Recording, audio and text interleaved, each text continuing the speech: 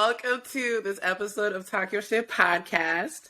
Today we're going to talk about what it's like being people of color, okay, living in a completely different country as entrepreneurs and creatives. One is an American, one is a Canadian, and together they are just both crazy, okay, both psychotic. Yeah, we found ourselves in a country, colonize a country, let's be real. And y'all gonna learn how we met. It's an amazing story. Yeah, it's very, very iconic. And so who better to hear it from everything than from my bestie, my girl, my OG producer, Grace. How are you, Grace? What's going on? I'm well, thank you so much for inviting me onto this podcast. Hey! Look, hey, thank you for joining. Oh, it's about to be lit. Look. Hey, let's go. Let's go. So, Grace, what do you do? Tell the people. I am a creative producer. Essentially, I make things happen. So, on the Talk Your Shit podcast, we get things done. And so here, I also get things done for people, especially when they have a vision and they need shaping. I come in and I'm the second pair of hands and eyes to look at something and say, actually, hold up, this could be a problem, or if we are to do risk management, then what are the worst things that could happen? How do we avoid it? And then what are the best things that could happen? And how do we prepare for that success? So it goes to everything from like food content, to doll making content, to social media, fashion brands, and also traditional film and television projects. So I specialize in YouTube and social media, and helping other sisters and brothers who are, and theys and thems and gays, and, just like be in a place where they can manifest their dreams in a way that is outside of the systems that they are forced into. I can't wait for y'all to get to know her. She's dope. Oh my gosh. So for those of y'all that didn't know, I lived in Berlin for 2 years. I left the continent, okay? It was a left the whole continent. And while I was there, this is how I met Grace. So Grace, we should tell them the story real quick of how we met, and I think you should tell it because it's a bit, I would say a little bit problematic because, when you're desperate in a country. It was kind of problematic, but I was like, you know what? I like her. So one of the first jobs I got in Germany was actually working in a bar, but it's not just any bar, it's a venue and it's also a cafe during the day. And this was right before the pandemic, and they had something called hip hop night, and all these white folks just keep coming in, and I've been serving them beer and alcohol, and I was like, this is hip hop night, what are y'all doing here? And Diamond was the first Black woman that walked up to the counter and was like, I just want a Coke and rum. And I mean, I remember the order. Let's be real. It was a time to remember, because I said, oh thank God, a Black woman, and a Black girl. I'm so happy. Can we be friends? And I was I didn't want to be rude, but I was like, can we be friends? Can I exchange numbers with you? Because you're the first Black girl I've seen since I arrived here. And it's because I lived East Berlin, and it's more around people who have retired or have families, and it's young families, and it's a lot of middle class white Germans. So but I really had a problem with a bunch of white folks showing up for hip hop night. It was a little concerning, but yeah, guys, that's basically what happened. And your girl was taken aback at first. She was like, "Oh," then she's like, "You know what? You're right. Here's my number. And then we kicked it off, and here we are. And she was one of my first friends, and she was also one of the people that pushed me to, to fully go into styling and to just run after it. And here we are. I'm so proud of you, baby. You got so far. Thank you so much, and I'm proud of you, y'all. So let's get into it. So, Grace, where are you from? What's your background? So I am Vietnamese-Canadian, and I am originally from Takaranto, which is like in English Toronto, but we are reclaiming it as Takaranto because we are with Treaty 13, and that's with the Mississaugas of the Credit and the Williams Treaties, and we have a lot of Indigenous diverse communities that take care of the land. So from there, I am also based in Berlin, and I really have quite a diverse background in theater, stage management, arts administration, and then having moved to Germany, I had a complete career switch. A couple of things came into play, specifically the pandemic. When everything was closed down, I couldn't work anymore in theater because that was live. And then I got into film, and we were specifically doing artists recordings in a program called Jail Sessions. It's a passion project from Lucas Augustine, and he really envisioned transforming a prison in Köpenick that was known for being the moment where the Nazis took over into power. And if you'll know, like, die Blutwoche, which is Blood Week, a lot of citizens were killed, tortured, and imprisoned in this place. And so the project really came to be to reclaim a place that was meant to break the human spirit into being a place that creatives can create and have that spirit of growing. And so that was my first in for film, and I was assistant directing. And then on a more artistic organizational aspect, I ended up going into manager directing, and I've just been getting jobs ever since. Cause you sick, girl. So what was that transition like for you moving from Canada, moving from a place that you knew to Berlin? Because I know there's people listening to this podcast that have either thought about it or have moved from, the place that they have known to a completely different culture, a completely different state, city, whatever. How was that transition for you, especially being Vietnamese?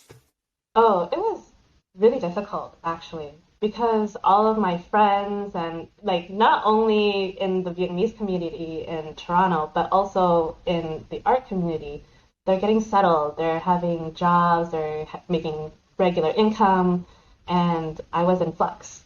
I was constantly moving from job to job, and if anything, I felt like I uprooted myself. I lost my independence because I didn't speak German very well. And so I couldn't just go to an administration building and say, I want to be self-employed. I had to really work in the traditional institutions, so to speak, of businesses and trying to get a tax number, all of these things that are incredibly difficult when you don't speak the language and you need the support. So while everyone else were having kids and they got jobs that pay the bills. And, it was really hard because I was finishing my master's and my internships, and then I was already going and starting completely new. I uprooted myself. So that was really challenging because the pressures of family, society, even for yourself, I should be there. And you're not. That is really hard too, but sometimes you do need to leave where you're from in order to find where you're supposed to be, to find your path. And I truly think that if you did not move from Canada to here, you wouldn't have found what you're supposed to do. You wouldn't have found your superpower. And you wouldn't be, where you are today. Yeah, and you're doing totally, phenomenal. exactly. Girl, you got clients, you got money coming in, okay? She is out here working with so many dope creatives that a couple I've met, but she is truly, she knows her shit. Okay, she knows. I'm still learning. Yeah, we're all still learning. But baby, you know more than most of these people. Okay, you know more than me. I mean, it's hard, but I also would like to say that I'm always trying to make a career out of learning, right? So most definitely. maybe I should tell you about a bit more of how I got into YouTube and how I started specializing in it. The first one would be I was really missing my master's because I love that learning aspect. I was focusing on equity and diversity in theater and casting, and so it made me feel like I stopped learning when I left school, and I just wanted to do like a research assistant position. And I was watching a YouTuber, his name is Andong, and he was doing a history video on fried chicken. And I was like, girl, you can do that. What the fuck? And I was like, to myself, like, yeah, I could. But how? And so I emailed him and I genuinely wanted to know what his research process was and to see if I can offer it or if I could give it to someone else. Because all of these food content creators just started happening to pop up. He was doing it for a couple of years already, but there were like a bunch of other people who were popping up. And I was like, they're getting traction. Maybe I can message them. I wasn't even thinking about him because I was like, his subscriber base was like over 500,000 at that time. So like he was too big in my opinion for me. But then I put in my email subject, I was like, notice me senpai. And I was like, but no, clearly I have questions. And he got on a call with me and he said, actually, why don't you just work with me? And that's how I got into it. And he was investing in me and being my mentor. And I'm still learning quite a bit. And he's still one of my clients. And we just finished a cookbook together. And I'm learning these new skills of, let's go, kitchen passport, get it. It's all available now as of February 14th. like YouTube has been the oyster that I was looking for. They say the world is your oyster, but I think YouTube ended up being that place where I could learn all of these skills that I was curious about. That's super dope. So would you say that was the moment that you were like, yeah, this is what I'm supposed to be doing. I want to help more creators, flourish like this. Like, what would you say? I don't think that was ever my intention. I just wanted to say, I just want to learn this process. And as soon as I was working and felt more confident with My Name Is Andong as a channel, I found myself meeting all of these other people through network events or through other projects because you have to be audacious to email someone and say, we should collab. Right? So unless you had a working relationship before or you're aware of each other and you talk online, cold emailing and cold calling is probably the next best thing. And so it ended up being quite challenging to say, I could do that. And to get to this point, I struggled a lot. And I also still doubt myself now as is this the real question of, is this a long term or should I just get employed by a studio? Because self-employment is expensive here. Damn. Oh, baby. My taxes through the roof. Ciao. But I think my answers will come to me as I grow and as I'm learning more. Because this could look really good right now, but what happens when I have kids? What happens if I want a family? What happens if I want to not live in Berlin anymore? Well, it will change and transform. I wish I could answer your question definitively to say, yes, this was a moment. But I think I'm still in the place where I am saying, potentially. And I think that's good and that's honest because maybe a lot of people haven't really been able to pinpoint, okay, this is when I realized that this was it. It sounds like you found it just by being curious and having audacity. You were curious. Yeah. You were like, what would this look like if I were to do this? And then you had the audacity to slide in his DMs and be like, hey. There you go. What's up? And that is what we have to do. Sometimes we have to slide into people's DMs, okay? I have had to slide into people's DMs. And because I slide into people's DMs, I'm about to land deals with people who are millionaires, okay? And so it's super important for you to be curious, for you to shoot your shot, because the worst they can do is say no or not respond. Yes. But you also don't want to be sitting there and thinking, man, what would have happened if? Yes. What would have happened if I slid into this client's DMs? What would have happened if I would have approached her at this conference? What kind of relationship would have developed? How could this client have changed my life? Being curious and having audacity is what you had. And that has gotten you on the path to, man, this is the shit that I love. Okay. And you are taking that and running with it. And you never know what this is going to lead to. You never know. You might be out there doing producing for me full time when I, am working with Rihanna. I can't wait. So I'm just waiting for it. I'm waiting for that call to be like, I just had a call with Rihanna, and I'll just be like crying on the phone with you. I can't wait. I love how every episode I plug Rihanna. I'm just in case people it hasn't gone through your mind. If it has gone through one ear and out of the other, I'm gonna just keep reminding you. Yeah, I mean, I think that's such a really great, very clear vision to have, because for me, I don't have a vision necessarily, and I think that's what most people would struggle with.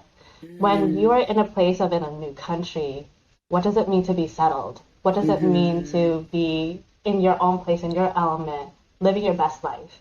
And then that also carries into your career. And when you are in a place that you're saying, I think this is it, but then what happens? Is that it? Is that your peak? And then it's just downhill from there, because how do you go up, or do you just stagnate? And then there's so many questions to ask in that moment. So I highly recommend that for our listeners, that if you are in a place that you don't really know if this is your thing, that's okay. Yeah. What else? What are the other things in your life or in the parameters of your journey that brings you joy, that brings you fulfillment?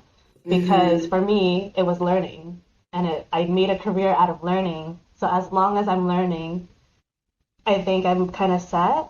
And then there's so many things to learn, and if one thing doesn't work out, I can always learn something else, and it's okay to do that shift. And just to like separate from myself of like, this is success, and I'm not really meeting that. And I think this aspect of like going up and down and going all around and all of this huge journey is the success that you potentially could reframe to. That is so true.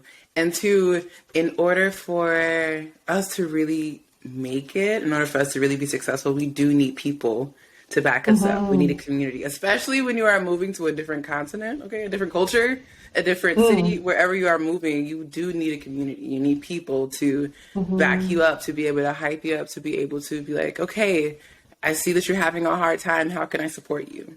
And so that is perfect leeway into why is it important for you to have a community? Because I know for me, it was important because, I mean, I'm Black as fuck. So, I mean, like, have you seen the back of your hair recently?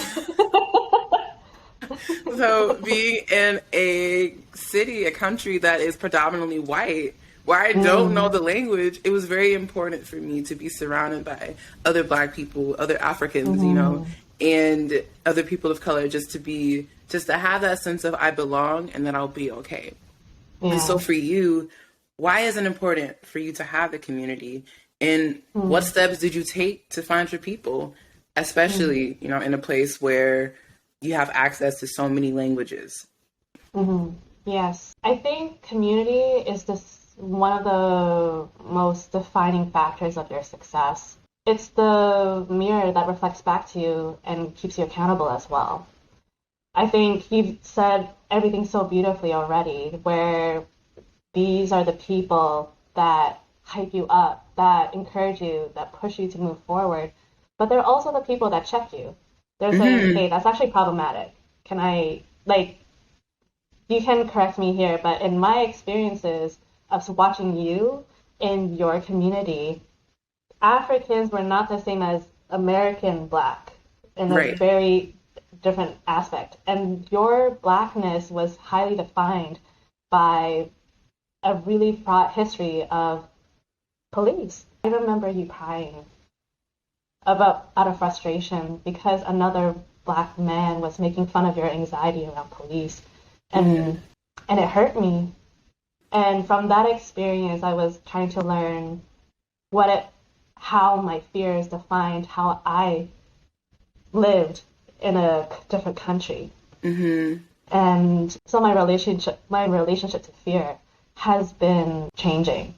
And seeing that interaction, and then being in my own communities, and seeing how other people are fearless in other aspects, checks me and my fear and saying, is my fear defining my decisions to grow? But the reflections that I was seeing totally changed the way I approach creating my own audacity. So my fear to saying being rejected, my fear of having someone just yell at me because I couldn't speak perfect German, you know. Oh yes, the yelling of not being able to speak perfect German, because there are some very old folks over there that are offended that you can't speak their language perfectly, even though you are trying, you are learning, you're literally going to school, learning how do I speak, and they're not giving you that grace. And that is very difficult. But then when you surround yourself with those people who are willing to give you grace, especially your husband has been great, at giving you grace and at teaching you and at being patient with you. You need people like that, especially in a place where sometimes you feel like you're not enough, or where you're not welcome, and you have been able to take your experience and been able to also take that into your business. And that's what makes you different from, other creative producers, because you get it, you understand.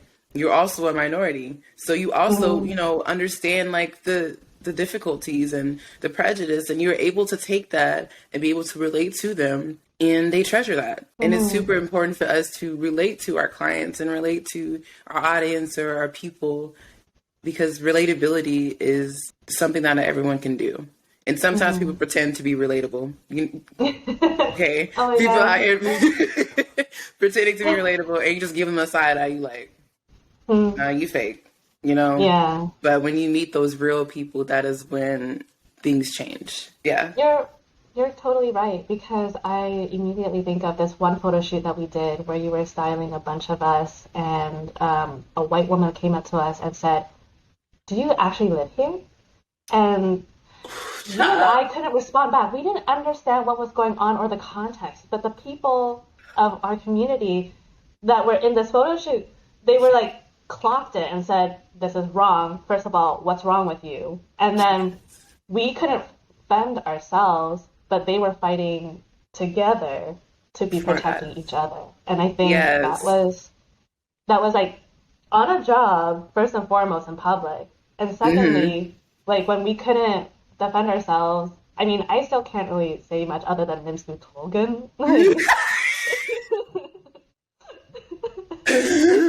you taking drugs? Like, literally, like, I have no colloquial language to say fuck off other than fuck off. So, like, they'll understand that, but because I look foreign, they're not going to take me seriously. That's just the nature of things when you're working out in public, or especially with YouTubers, when we're food blogging, or I'm trying to communicate with the restaurateur and my German is not the greatest and they're treating me kind of poorly. It affects my clients because I am that point of contact. It's having those people who love you, who fight for you when you don't have the words to express how you feel. They take those words forward, because because it took me a second. I was like, "What you mean? Do I live here?" And that's a whole nother something else, because it's like, just because I'm Black, you don't think I can afford a nice apartment? Exactly. You have the audacity to ask me, are you sure you live here? Is this an Airbnb? Ma'am, first of all, and what blew me is because I've seen her walk in the hallway, and you gonna act like you've never seen me before. Oh, okay. It's okay. But having those people who will stand up, be like, have the audacity for you, be like, "Excuse you? Have you lost your mind?" And then check you. That is important, to have people like that. When you don't have the words to say, they got you. And I love that. I love that about our communities, is that we are not our ancestors. Okay? We will check you real quick. We will go lower. Okay? You go low, we go lower. We probably gonna go to hell fooling with you. But this is like a really important moment, because our whole entire business and our career, we started as babies together. We did. And this is what colored the tone of literally how we move forward. And now we're in a podcast that you are hosting, that you're finding all this business and success and joy in yourself and the people around you. And we're able to still say, this happened at the beginning, it's going to happen again. But community is what grounds us. The people around us is what supports us and helps us grow and thrive. Now that I'm in a process of like transitioning into like non-binary, I'm trying to figure out what is that gradient? How do I deal with it? Where am I going to be in a place that will be safe enough, but also let me be successful? And it's my community because I have nowhere else to go. And that is the thing, is that as people of color, as people in the LGBTQ community, we have to work harder to prove ourselves than the average white man, average white woman. We have to work 10 times as hard. For what? Just because I'm a different skin tone? Just because I identify differently than you? It's truly wild. And that is what I want to do with this podcast, is just to say, like, just show up as yourself. You don't have to work 10 times as hard to prove yourself. Just come on, let's do it. You know, let's make space and bring a table for everyone. Exactly. Because that is how we win. Yeah, and this also includes your mistakes. Yes. Because you're going to make it. Yeah. And this community that loves you will tell you that's a problematic mindset to have, but also check you in making sure that, you know, there's a space and code of conduct that you may not have like been aware of before, and therefore learn it quick. And so with your husband being German and, you know, with you both coming from different backgrounds, how have you had to communicate with him to support you in both racial situations and business-wise? Yeah. I think he didn't realize how much work and labor it is to get out of the front door because of all the anxieties that I mentioned before, like that fear.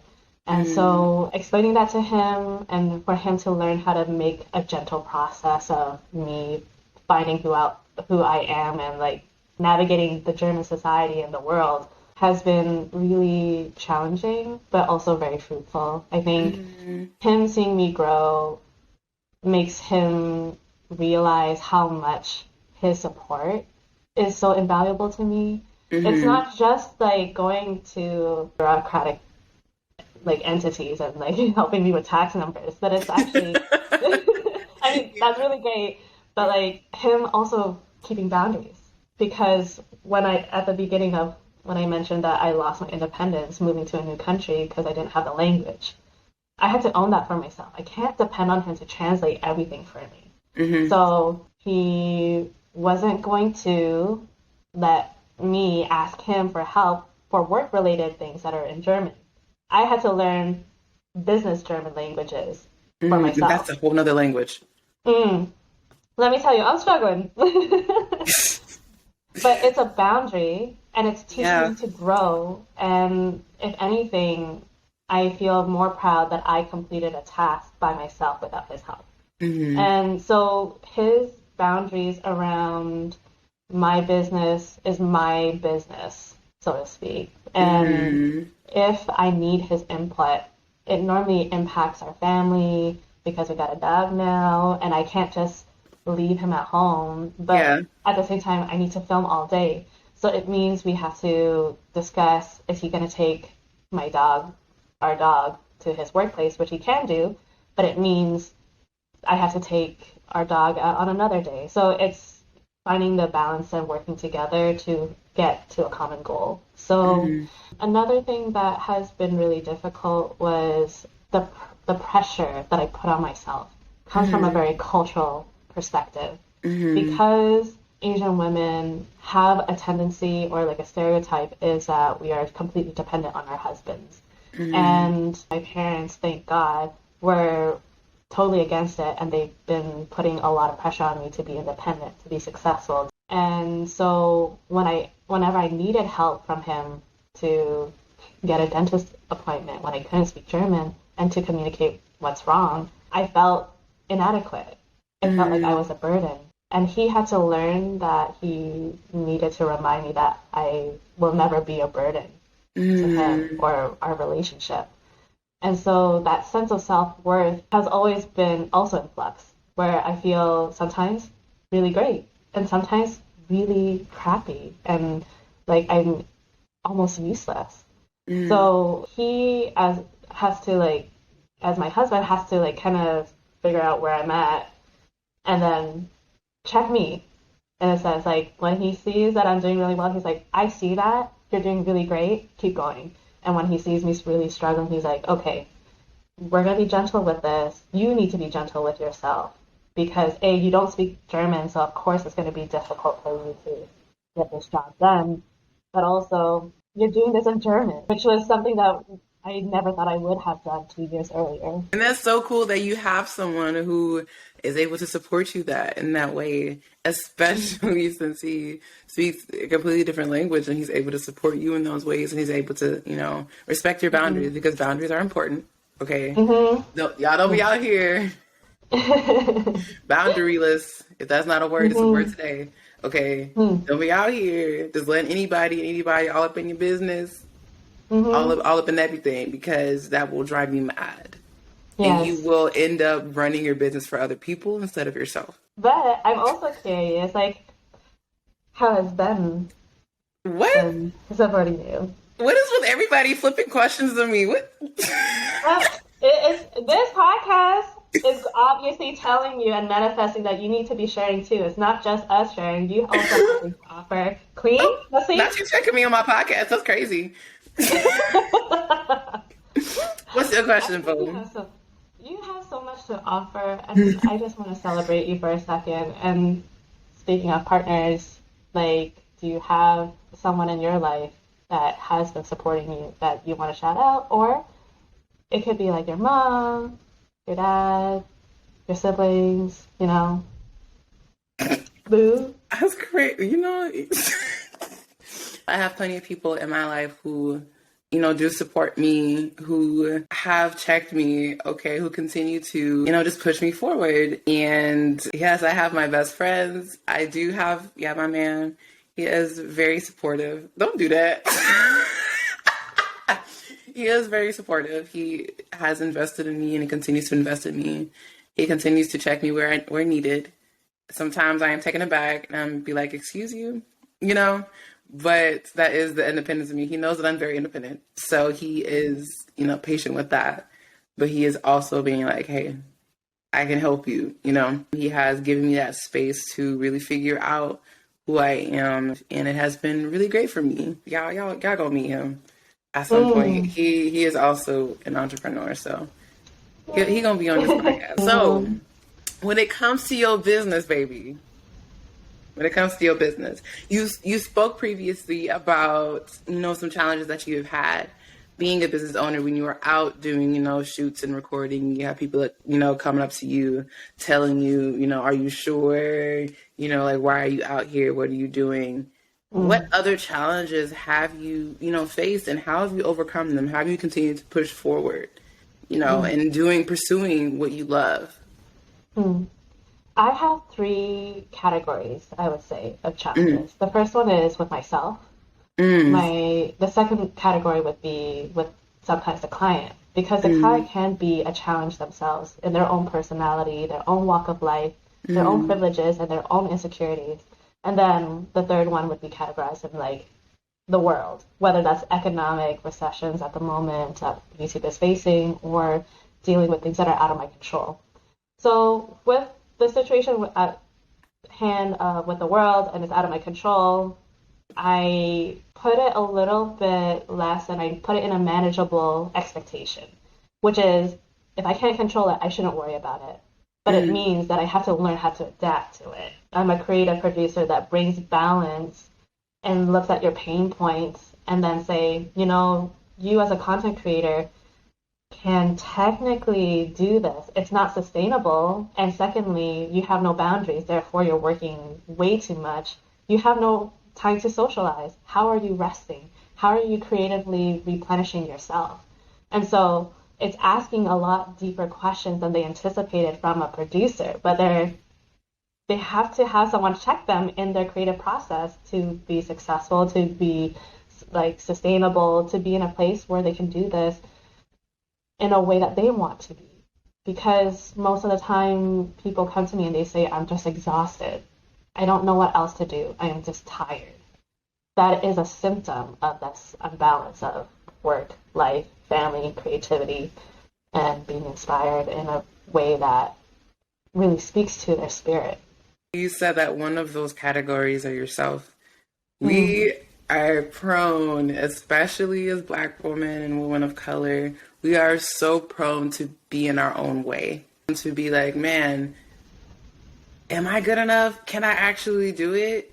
Imposter syndrome, it is toxic. It stops us from reaching our full potential, even though we're phenomenal at it. So sometimes there have been plenty of times where I have questioned, like, can I actually do this? Am I actually good enough to style this person? And here I am with two published style, two publications in Europe. Yes. Like, how dare I question myself? Here I am having these conversations with people great entrepreneurs who are out here making bank, out here changing lives, being in the process of being like, okay, maybe I can be their potential stylist. And then in the back of my mind, I'm like, but can I? Like, am I good enough to be able to, there's always my inner critic. There's always something in the back of my mind being like, are you sure? Should you cancel this consult? I don't think you should do it. But I remember when you were in the place of, should I even start my business? That was hard to watch. Yeah. I can't imagine what it was like to feel that, because there was a time where you were like, I would really love to do this. Like, girl, if I did this, like, it's over. It's over for y'all. And I was like, why don't you do it? Yeah. You were that first voice in my head when I moved. You were like, why not? And I didn't have a response. And so I went for it. And so our first photo shoot together, we were in the yellow. That was my first time being like, okay, let's just dip our toe in it, And then from there, it was also like one of those things where I was like, you know what? She wants to do it. I know it. She's been talking about it. And I was like, hey, I have a client who needs to do this. You want to do it? Yes. And you started giving me gigs. You were like, hey, here's another person. You should do it. And so you need people like that who are like, I see potential in you and I know that you can. So let me put you on. Right? Yes. And that is so important. And another reason why community is so important, because these people can put you on. These people can help you. These people who see things in you that you don't even see in yourself can push you. Had I not had that push, I don't even know if I would be doing this right now, I'd probably be miserable working from somebody's company. I also just thought you had so much passion. And I couldn't see you working in a company dreaming about this even longer than as you have before, because you had this dream for a long time. It's been there since the beginning. If you are a person who sees and identifies talent, passion, gifts, and you want to invest in those people around you, a caution to the wind is there are some people who will take advantage of you.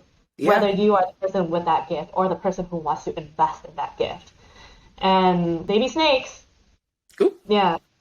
It's true, because they'll see that potential and they'll want to kill it. And those people that kill your dream, that work so hard to kill your dream, are just bitter and insecure because they don't have the confidence to go after their own.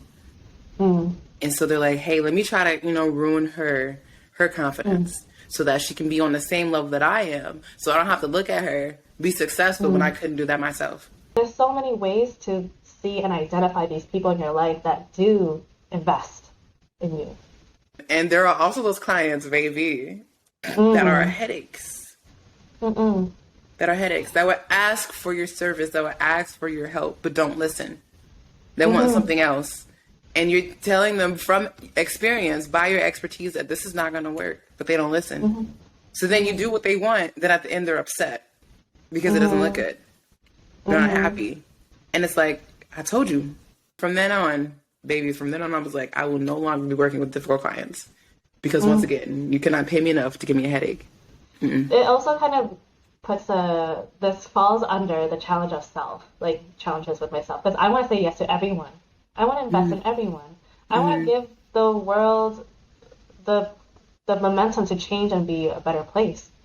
And so, of course, I want to say yes, but I also have to identify that not everyone will be the perfect client for me. And so I had to challenge myself to say, what kind of clients do I want? Mm-hmm. I want people who are driven, people who have vision. I want people who are open to critique. I want people who know how to disagree with me. I want people who are able to say, I'm really open to this right now, but I'm scared, because they're being honest with me. And sometimes in the beginning, we are first starting off, sometimes you do have to say yes to everyone. There are situations where you can't say no, you know, but as time goes on and as you get better and as you gain momentum and gain those clients, that is when you start saying no, start setting those boundaries, because you're just going to drive yourself into the ground.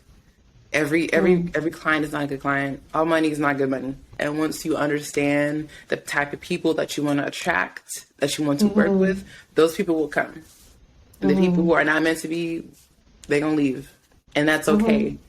Because at the end of the day, you need to be happy with what you're doing and the people you are working with. Because if you are not happy, your audience, your clients are going to understand. They're going to see it.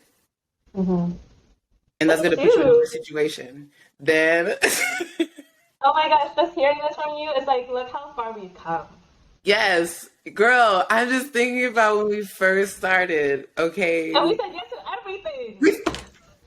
And we was doing it together, okay? And when I tell you at the end of a lot of those projects, we be having conversations, we be like, girl, we shouldn't have did that. No. We were like, we're not working with them no more. We was like, I'm not even gonna put them on our website. Yeah. You know what? I'm proud that we made those mistakes together. Yes, we had to make those mistakes in order to know, to figure out, to learn, okay, this is what we're going to do better next time. And you need to make those mistakes. You need to be best friends with mistakes. Like Issa Rae said, you need to be friends with mistakes, because that is the only way you are going to get to, you know, more money, more clients, make a difference for your community, for your people. Speaking of which, we need to talk about your results, baby. What kind of results have you gotten for your clients? I'm going to need you to talk your shit. I know you like to be humble, you know, but we're not being humble today. We're not being humble right now. I'm good for not making this. Oh, well, you're going to have to... Well, So, my largest client hit over 1 million subscribers. Oh my God.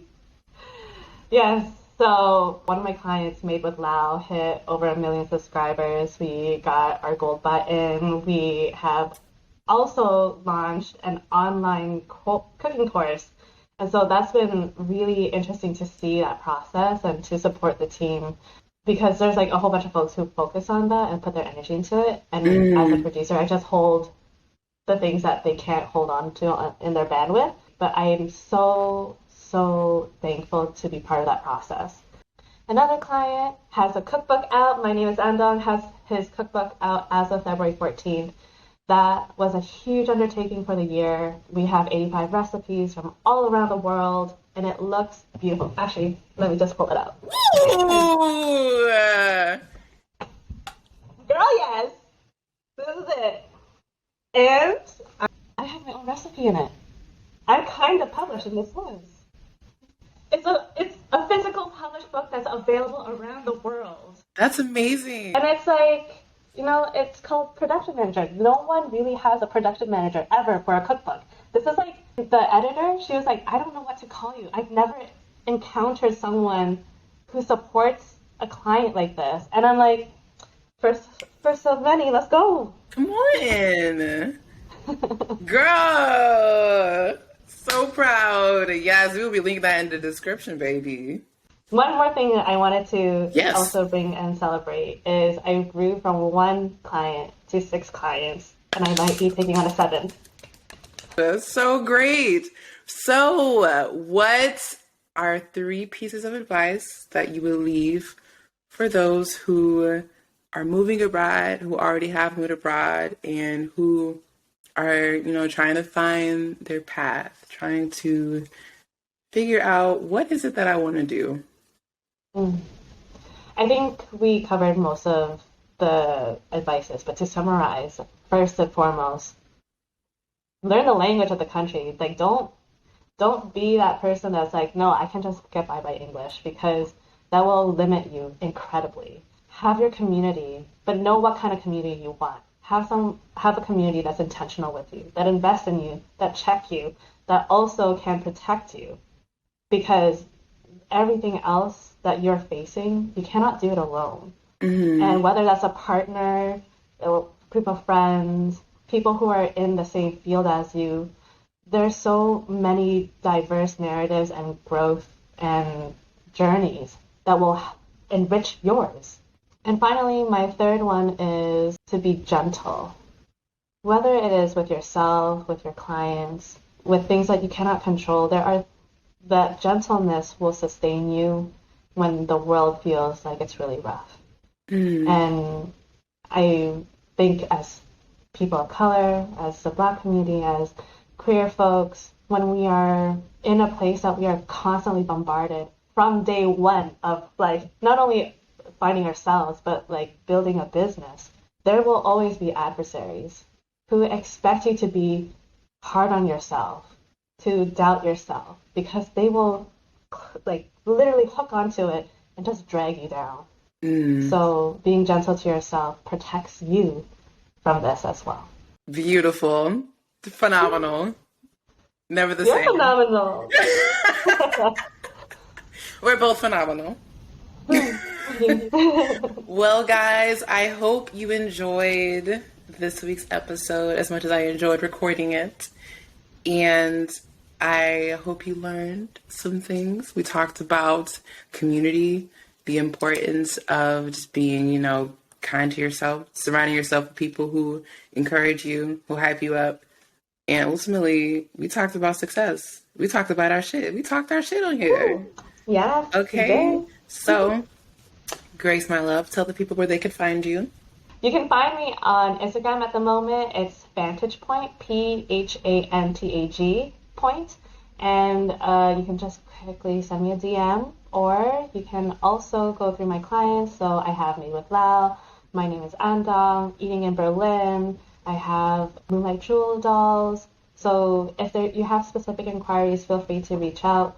My email is also quite visible in my Linktree, so feel free to say hi. Hey, and I'll be saying hi too. I'll be in your DMs, girl. What's up? Every day, all day. Let's go.